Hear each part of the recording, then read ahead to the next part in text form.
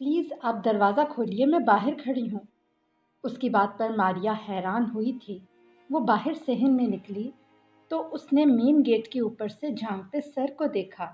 وہ گیٹ کے قریب آئی تھی، گیٹ کے اوپر سے جھانک کر اس کا جائزہ لیا تھا۔ تقریباً اسی کی ہم عمر لڑکی ایک بچے کو اٹھائے کھڑی تھی۔ اس نے لاک کھول دیا۔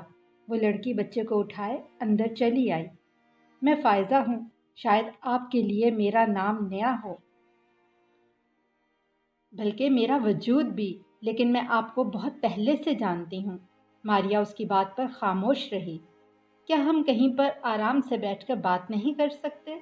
جی آئیے۔ ماریا نے لان میں پڑی لوہے کی کرسیوں کی جانب اشارہ کیا۔ نہ جانے کیوں وہ اسے اندر نہیں لے جانا چاہتی تھی۔ وہ اس کے ساتھ چلتی کرسیوں تک آئی اور بیٹھ گئی۔ آپ بیٹھیں، میں آپ کے لیے کچھ لاتی ہوں۔ نہیں ماریا پلیز، آپ کوئی تکلف نہ کریں، میں تھوڑی دیر کے لیے آئی ہوں، آپ بیٹھیں میرے پاس۔ ماریا بیٹھ گئی تھی۔ وہ اس لڑکی کے جھکے سر کو دیکھ رہی تھی۔ اسے چہرہ نظر نہیں آ رہا تھا، لیکن ہلکی دھوپ کی روشنی میں چمکتے سیاہ بالوں والا سر اس کی نظروں کے سامنے تھا۔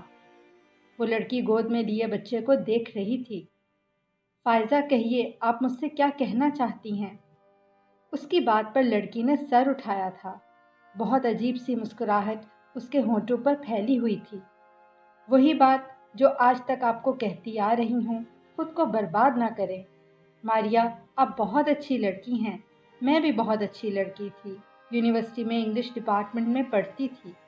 اس وقت عاقب بھی میری کلاس میں پڑھتا تھا، میں بہت ریزرو لڑکی تھی۔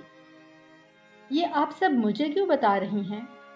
اس لیے کہ آپ بھی میری طرح کی لڑکی ہیں۔ میں برباد ہوئی ہوں، لیکن نہیں چاہتی کہ آپ بھی برباد ہوں۔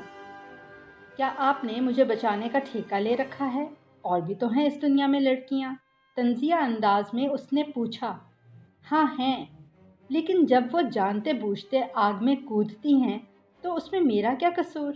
میں آپ کو اس لیے بچانا چاہتی ہوں کہ آپ کو کچھ علم نہیں ہے۔ اگر آپ کو میری بات پر یقین نہیں تو نہ صحیح، لیکن کم از کم آپ میری بات تو سن سکتی ہیں۔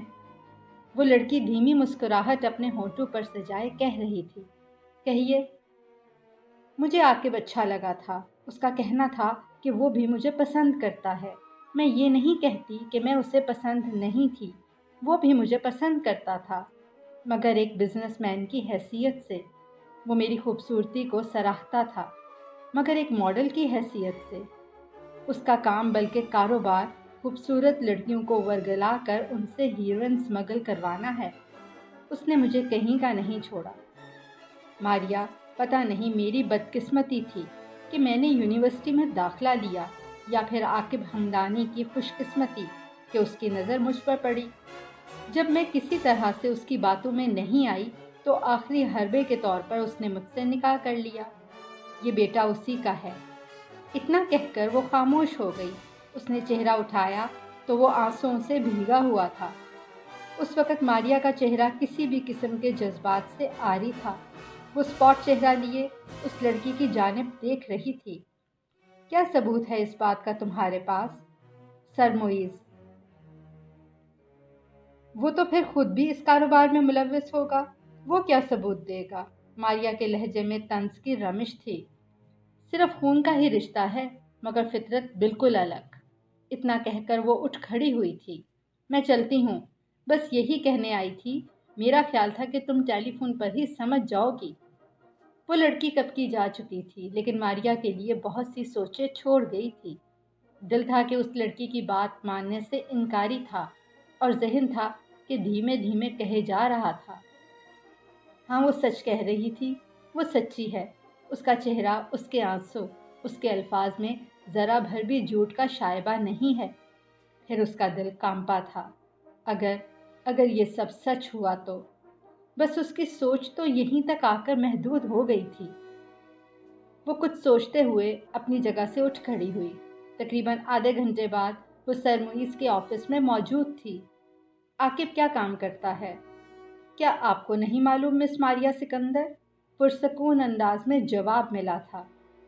مس ماریا عاقب، وہ لہجے کو ذرا سخت بنا کر بولی۔ جواب میں سر معیز مسکرائے تھے۔ बहुत तंजिया मुस्कुराहट उनके होंठों पर फैली हुई थी। तो क्या आकिब ने आपसे निकाह कर लिया है? बेयकीनी की इंतहा थी। इस खबर को बहुत अरसा गुजर चुका है। वो चिढ़कर बोली। यहाँ पर क्यों आई हैं? दोबारा पूछा गया था। आकिब क्या काम करता है? उसने एक मर्तबा फिर से अपना सवाल दोहराया। आप इतने अरसे से उसे जानती हैं और आपका कहना है आप दोनों का निकाह भी हो चुका है। क्या आपको नहीं इल्म कि उसका कारोबार क्या है? आपने उससे पूछा नहीं या फिर उसकी ज़रूरत ही महसूस नहीं की? फ़ाइज़ा नाम की एक लड़की का कहना है कि आप उसे जानते हैं। फ़ाइज़ा क्या मिली है तुमसे? सर मुईज़ का अंदाज़ चौंकने वाला था। जी। कहाँ? कहाँ है? वो कैसी है? उनके लहजे से बेताबी आया थी। फ़ाइज़ा कौन है? उनके सवाल को नज़रअंदाज करके उसने सवाल किया। फ़ाइज़ा? एक गहरी सांस लेकर कहा गया। हाँ फ़ाइज़ा। उसने अपनी बात पर जोर दिया। उसने क्या बताया है? आप उसके बारे में क्या जानते हैं? सर मुईज़ जवाब में खामोश रहे थे। जो कुछ भी उसने आपके भाई और बाप के बारे में बताया है, क्या उस पर यकीन किया जा सकता है? उसने पूछा था। मारिया बैठिए आप। चंद लम्हों बाद नरम लहजे में कहा गया। मैं यहाँ बैठने नहीं आई। उसका अंदाज हठीला था।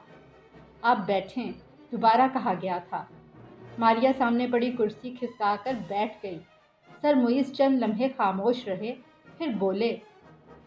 मारिया, मैं आपको पहले भी कितनी मर्तबा बता चुका हूँ कि आपने गलत रास्ते का चुनाव किया है। क्या आप भी भाई और बाप के कारोबार में बराबर के हिस्सेदार हैं? दुनिया मेरे बारे में जानती है, आहिस्तगी से कहा गया था। आपका अपने बारे में क्या ख्याल है? उसका लहजा चुपता हुआ था। मैंने कभी जानने की कोशिश नहीं की, लेकिन इतना ज़रूर है कि आज मैं जो कुछ भी हूँ, जैसा भी हूँ, पुरसकून हूँ, खुश हूँ अपने होने पर। लेकिन मुझे किस बात की सज़ा मिली? मेरा क्या कसूर है? इस मर्तबा मारिया सिकंदर के लहजे में पछतावा था, शिकवा था। मैंने आपसे कितना कहा था। वो बोलना चाहते थे कि मारिया ने उन्हें अपनी बात पूरी नहीं करने दी। इस मर्तबा उसकी आंखों में नमी और लहजे में लड़खड़ाहट थी। आपने कहा, फ़ाइज़ा ने कहा, लेकिन छुपे अल्फाज में। किसी ने साफ वाज़े अल्फाज में नहीं कहा। तुम किसी की बात सुनने के लिए राज़ी ही नहीं थी। अगर अगर ये सब सच है तो मैं आकिब हमदानी को नहीं छोड़ूंगी, और अगर ये सब गलत निकला तो मैं आपको कभी माफ़ नहीं करूंगी। वो कुर्सी से उठ खड़ी हुई और तेज़ी से सर मुईज़ के ऑफिस से निकल आई। घर पहुंचकर अपने कमरे में चली आई। रोना चाहती थी, इतना कि जब तक उसकी आंखों के आंसू खुश्क न हो जाएं। उसकी समझ में कुछ नहीं आ रहा था कि आइंदा उसके साथ क्या होगा। अब तो निकाह भी हो चुका था। अगर मंगनी तक बात होती तो फिर कुछ ना कुछ किया जा सकता था। यही तो एक बात थी जो उसे चैन नहीं लेने दे रही थी। फिर उस रात खाने के बाद उसके अब्बू ने उसे कमरे में बुलवाया। ये पहला मौका था कि वो समझ नहीं पा रही थी कि किस तरह से उनका सामना करे। लेकिन सिर्फ सोचने से तो सब कुछ नहीं होता ना। बहुत कुछ इस दुनिया में ऐसा हो जाता है जो आपने कभी सोचा भी नहीं होता, आपके वहमो गुमान में भी नहीं होता। जी अब्बू, आपने मुझे बुलाया? हाँ मारिया, आओ, मुझे तुमसे कुछ कहना है। जी अब्बू, बैठ जाओ। उनके कहने पर वो करीबी कुर्सी पर बैठ गई। तुमने आज तक जो कुछ कहा मैंने किया, चाहे उसमें मेरी खुशी थी या नहीं थी। तुमने मुझसे पूछे बिना अपनी ज़िंदगी का इतना बड़ा फैसला कर लिया। मैंने कुछ नहीं कहा। तुमने आकिब से शादी की ज़िद की, मैंने उससे तुम्हारा निकाह कर दिया। इसमें मेरी खुशी नहीं थी, लेकिन इसका ये मतलब नहीं कि मेरी दुआएं तुम्हारे साथ नहीं थीं। अब्बू, आप क्या कहना चाहते हैं? सिकंदर साहब ने एक खाली लिफाफा उसकी जानिब बढ़ाया था। उसने नज़र उठाकर एक लम्हे को देखा और फिर पूछा, ये क्या है?